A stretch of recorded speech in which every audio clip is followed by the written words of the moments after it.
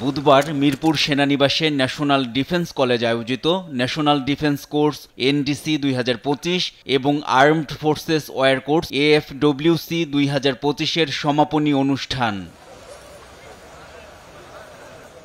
এতে প্রধান অতিথি ছিলেন অন্তর্বর্তী সরকারের প্রধান উপদেষ্টা প্রফেসর মোহাম্মদ ইউনূস। প্রধান উপদেষ্টা কোর্স সম্পন্নকারী সদস্যদের তাদের অর্জিত জ্ঞান ও প্রজ্ঞা বাংলাদেশের যুগোপযোগী উন্নয়ন ও জাতীয় স্বার্থ রক্ষায় সর্বোত্তমভাবে প্রয়োগের আহ্বান জানান।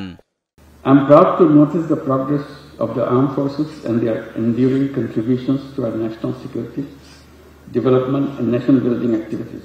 Moreover, your contributions to global peace through participation in the United Nations peacekeeping missions have enhanced Bangladesh's global image.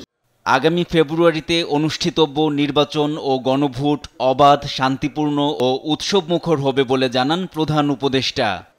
Still, you'll have to play a very historical role very soon in our national election and referendum in coming February, to make it not only a historical landmark, also a peaceful and festive, make it a festive occasion for all voters. এছাড়া তিনি বিএনপির chairperson Begum Khaleda জিয়ার সুস্থতা কামনায় সবার কাছে দোয়া চান। On this happy occasion of graduation, let us pray to Allah along with all the people of Bangladesh for the speedy recovery of our former Prime Minister.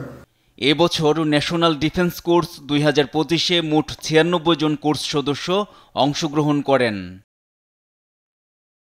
NI Nahid, দেশ টিভি, ঢাকা।